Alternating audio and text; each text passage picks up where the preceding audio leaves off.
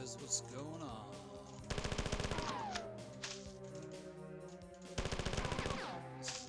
This is mostly a test run, just want to make sure I get my audio levels balanced and everything, you can hear me. If this does end up turning out good, I'll probably upload it, but not really. This is probably if/when I do a full marathon playthrough it. It's safe, yes.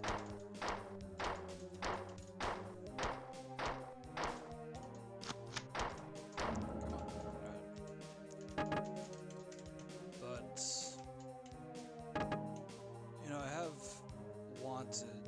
I feel like there's not that much coverage of Marathon 1 on YouTube. Like, people talk about it, but there's no one that, like, actually, like, plays it. And all the playthroughs, you know, they're all without commentary. And, you know, not everyone likes commentary, but there aren't very many with commentary, so I thought I might make one. Because I feel like this is the type of game where there's a lot to talk about, I guess, put it that way. So, just about every element of the game is interesting, at the very least worth talking about, I think. The graphics, the sound, the music, the story, of course. So,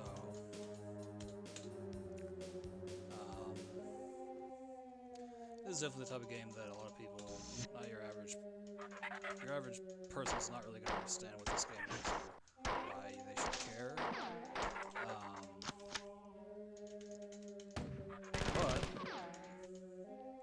just the glory of YouTube videos is that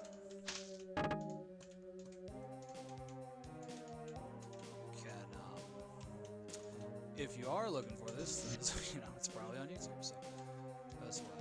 This one's I won't read this one, you just fast forward if you don't want to have a big spoiler. I think this is like kind of the most important secret spoiler terminal in the game, at least in regards to like the surface level plot is of like what incited all this to happen. Of course, it was Durant.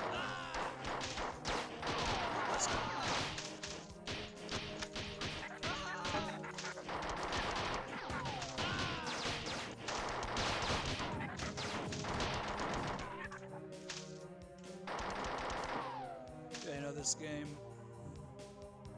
I think it's like,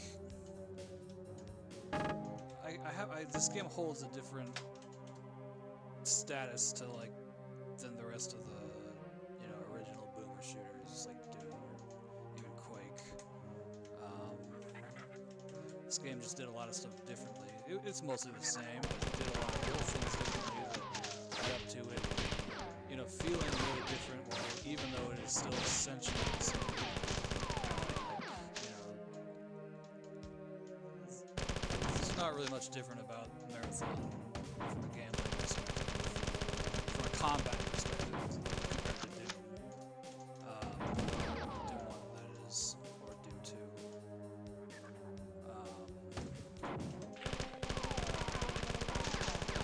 But, you know, when you get into the little meta thing, it's like mostly the save points and the text terminals and stuff, fixed health points. Those create a very different experience overall to something like Doom, which, you know, Doom, there's health, you find health on the ground. Health is limited, but it is, you know, you don't have to, in Marathon, you essentially have to do every fight without, like, you won't be able to heal during any fight, essentially, in Marathon. There may be a handful of fights where there's a health station in the middle of it that you can complete a fight. For the most part, Marathon, you have to essentially complete every fight with going into it.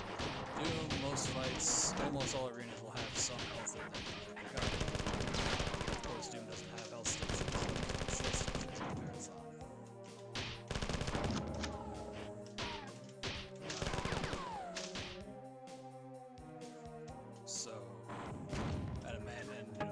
save stations as well. Doom, you can quick save, which really you can essentially trivialize the game. It pretty much puts Doom on an honor system. Oh shit! Pretty much puts Doom on an honor system to the point where you can't. You could save after like every single kill if you wanted in Doom, and there's really nothing to stop you from doing that, other than your own, you know, your own code of ethics. But this game, you're kind of forced to really. You kind of have to take the game a little more seriously. I find is the best way to put it. Like, you really have to focus on what you're doing. You know, make sure you're not like getting yourself killed, because then you're gonna end up having to start back to your last save. Whereas Doom, if you want to make a risky strategy, you can just quick save and go do it. If it doesn't work, then alright, go home and quick save. So here you're limited to only when you have save points. So I think that's probably the most important aspect of Marathon versus Doom. Just, you know, in terms of the difference in like how the game is structured as a game, not like from a campaign progression standpoint, but just like what are the actual, and not even from a combat stuff. This has nothing to do with shooting. It's just like, how do you like interact? How does the player interact with like the actual game itself? You know. So I'll clear this room out one more time.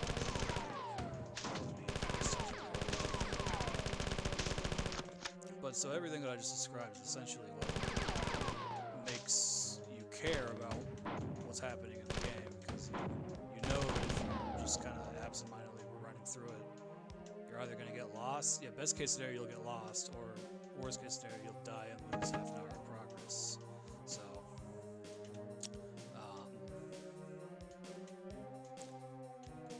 that's just one of the many reasons that I actually quite love this game. I would probably say Marathon 1 is my favorite of the original trilogy. Then probably Infinity, then Marathon 2. It's probably my least favorite. I still like Marathon 2, but it's probably just the one I prefer the least out of the three. I haven't played many mods. I did recently play through Astoria, and I thought it was excellent. I'm probably going to do a playthrough of that on the channel. I have a couple of various retro games in my head planned, and I will likely try to get through all of them. So, if I do upload this, and any of this sounds enticing, feel free to subscribe, or, you know, whatever it is.